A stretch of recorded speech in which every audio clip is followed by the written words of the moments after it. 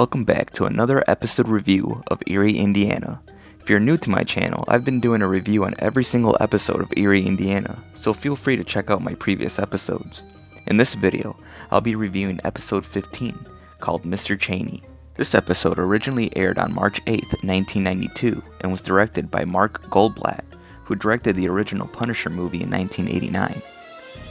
The episode starts off at the World of Stuff with Mr. Radford encouraging all the guys in Eerie to sign up for Harvest King. Mr. Radford says they would be doing something good for the community for only $1. Cindy asks Marshall why he doesn't enter it, and Marshall tells her no thanks, that he's got a life. Simon then tells Marshall he sees Dash, who's looting a shelf at the World of Stuff. Marshall notices him and Dash are the only two guys who didn't buy a Harvest ticket. He wonders why, and if Dash knows something he didn't. It then cuts to all the previous Harvest King winners. Marshall says the Harvest Kings win dorky prizes, but then have to go into the woods during a full moon until they catch a glimpse of the Eerie Wolf. But what Marshall wants to know is, how come there's no ex-Harvest King? Marshall asks Cindy how come there's a lottery every 13 years, and what's with the dumb wolf stuff? Then out of nowhere, Mr. Chaney tells Marshall there's nothing dumb about the Eerie Wolf. Mr. Chaney was played by Stephen Root, who's known for Office Space, Dodgeball, King of the Hill, and Barry. Mr. Chaney tells Marshall that wolves are the most intelligent and cunning animals. Then Mr. Radford tells Marshall why it's important to be a Harvest King. If the Harvest King is able to see the Eerie Wolf, not only will Eerie have a big harvest, we'll have 13 years of good luck and low taxes. It's tradition. Then Mr. Chaney asks the older couple what they think. Oh, Mr. Chaney, the day our son was selected the 1979 Harvest King was the happiest day of our lives. Yeah, but where's your son now? He's in Spain. The older couple was played by William Newman, who's known for Love of the Game, Mrs. Doubtfire, and The Kings of Queens. Sadly, Newman passed away in 2015. Annie O'Donnell played the mother. She is known for Black Sheep, Blast from the Past, and Parks and Recreation. Cindy tells Marshall that their son even won a trip to Europe. Just then, Mr. Radford spots Dash and tells him to leave. Dash starts to run out of the store, past Marshall and Simon. Cindy asks who was that. Simon tells her it's a long story, but Marshall can't help but to think, who will be the next Harvest Sucker? Later that night, behind the closed doors of the World of Stuff, the powers that be were choosing the next Harvest King. Mr. Radford tells the mayor that maybe they shouldn't do this anymore. Then Mr. Chaney tells him to shut his mouth, and that they have no choice. The lottery is tradition. The mayor tells Mr. Radford that there's a recession going on, and Mr. Chaney tells Radford that seeing the Eerie Wolf would help turn things around. But Mr. Radford asks them if they ever wonder why the Harvest Kings always disappear. Coincidence? We see Dash was hiding behind the counter listening to them. He hears them mention his name for Harvest King. Radford says he did catch him shoplifting today.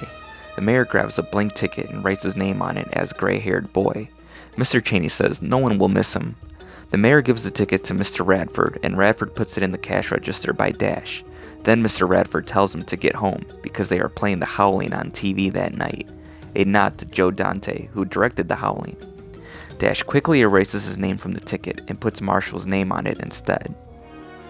The next day, the whole town is in attendance to see who the 1992 Harvest King winner is. Mr. Radford picks the ticket, but quickly replaces it with their predetermined ticket. But Mr. Radford notices it's not the name they chose. Mr. Chaney tells him what difference does it make, and to read it anyway. Mr. Radford reads Marshall's name, and Marshall is shocked and surprised because he didn't even enter it. Marshall says he's never won anything in his life, let alone a lottery he never even entered.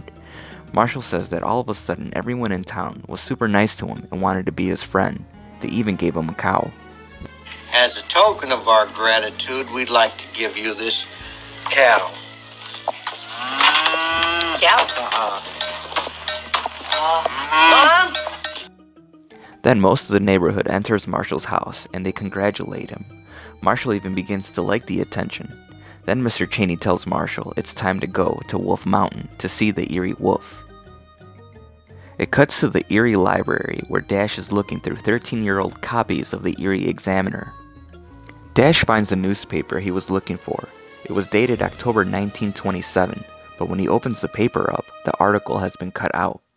It cuts to Marshall at Wolf Mountain with Mr. Chaney. Marshall wants to see the Eerie Wolf, but he also wants to see tomorrow. Marshall asks Mr. Chaney if he can take off the goofy hat, but Mr. Chaney says no, that it's tradition. Mr. Chaney also tells Marshall it's traditional not to talk either, that it will scare the wolf away. Marshall then tries to eat a candy bar, but Mr. Chaney tells him not to eat because the wolf doesn't like it. The wolf doesn't like it? Just then, Marshall's walkie-talkie goes off. Mr. Chaney asks Marshall what's that, and Marshall tells him he doesn't care what tradition says, that he's going to stay in touch with his pal Simon. Marshall tries to call out to Simon, but Simon can't hear Marshall. Marshall can't hear Simon either. Marshall asks Mr. Chaney how long he's been doing the harvest thing, and Mr. Chaney tells him a long time. Marshall asks if the wolf is as scary as people say, and Mr. Chaney answers, worse. Then Marshall asks where the rest of the Harvest Kings are, and Mr. Chaney answers, in Spain? That didn't sit well with Marshall, and he tries to contact Simon again on his walkie-talkie. Then Mr. Chaney sees the full moon and tells Marshall that the wolf is coming. Marshall tries frantically again to call to Simon again. Mr. Chaney tells Marshall to put that away and begins to transform. Mr. Chaney, are you okay? Okay, we're trying to scare me. It's working. Now cut it out.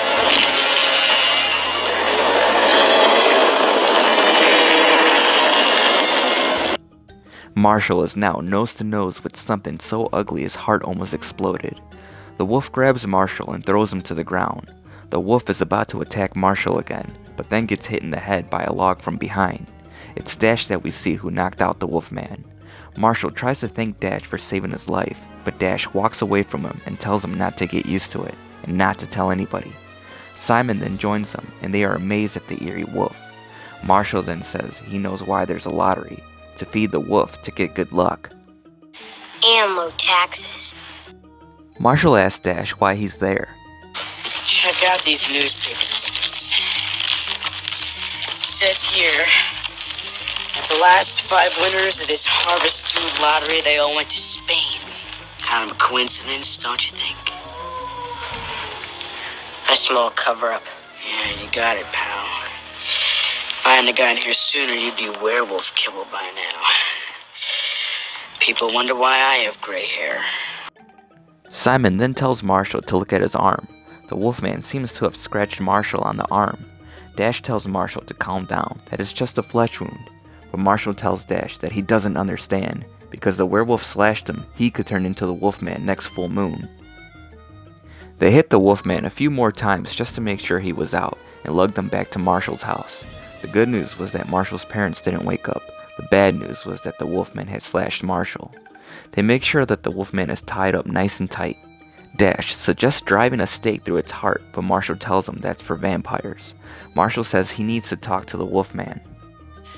Look, this is not just a monster. This is guaranteed fast cash. All we have to do is call the Inquirer. We'll be famous.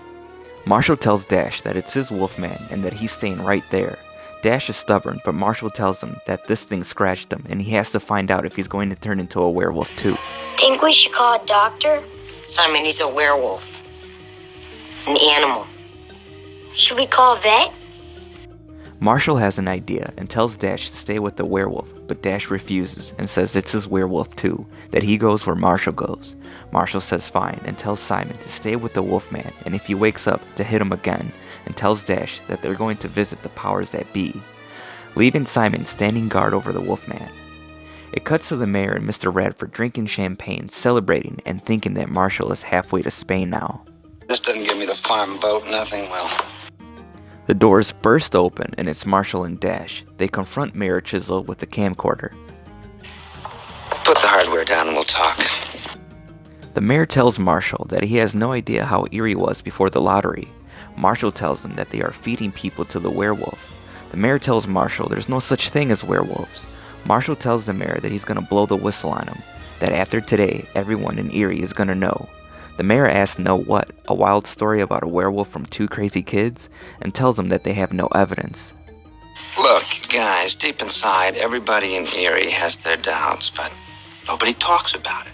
And as long as people don't talk about it, everything's A-okay and everyone's happy. Marshall says he's gonna talk about this and that he knows plenty of people that will listen. You're dreaming, kid. This town, heck, this whole country has a long tradition of looking the other way. The Warren Commission, Watergate, Iran-Contra, the October Surprise, Erie's Harvest King. Now, people don't want to know about this stuff, because if they knew about it, they might have to do something about it. Yeah, if you really believe in werewolves, I'd be more worried about that little scratch on your arm.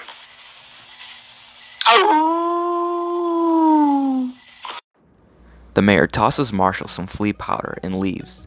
Marshall then asks Radford if he's in on it too, and Radford tells him it's tradition, which makes Marshall and Dash leave disappointed. It cuts to Simon standing guard over the Wolfman, hoping Marshall will be back soon, but then gets hungry. I'm hungry. Stay here. Simon helps himself to some pie. Then we see the Wolfman come to and open his eyes and break free. The Wolfman approaches Simon slowly, and Simon feels that the Wolfman is approaching him, but is scared stiff.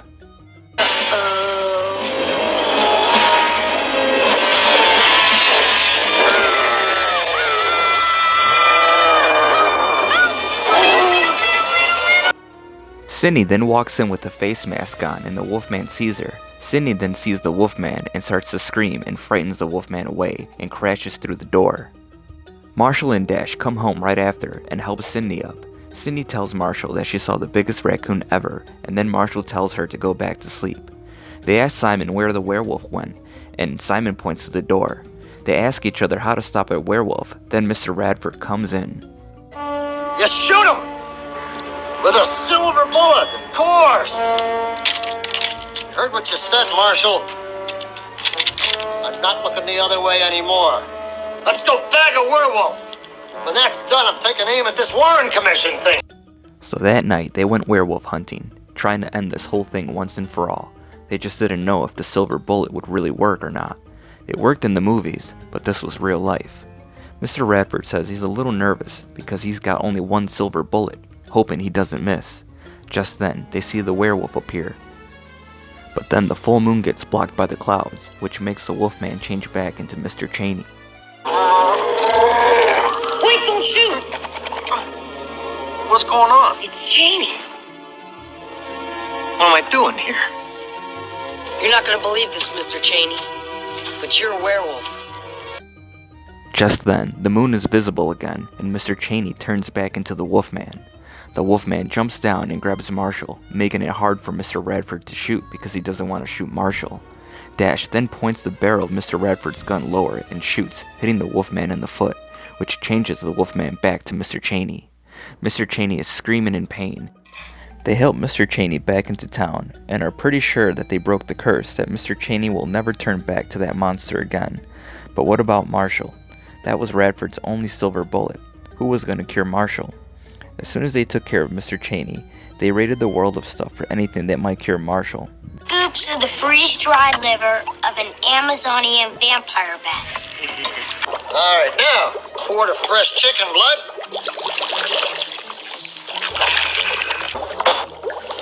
Vlad the Impaler's eyeball.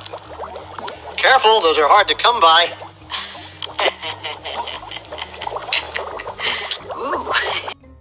Marshall drinks the special drink they made for him.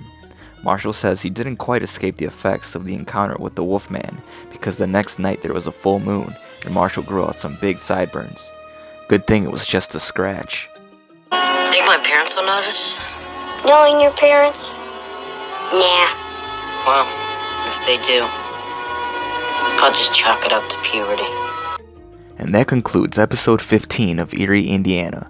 And this episode was actually kind of creepy and scary. The Wolfman costume looked great for its time in 1992, and remember, this was for a kids' TV show. I liked all the Wolfman references to the original Wolfman movies, like naming Mr. Chaney after Lon Chaney Jr., the Wolfman from 1941, and the howling nod to Joe Dante. Let me know if you remember this episode, and I thank you for watching, and I'll see you in the next one.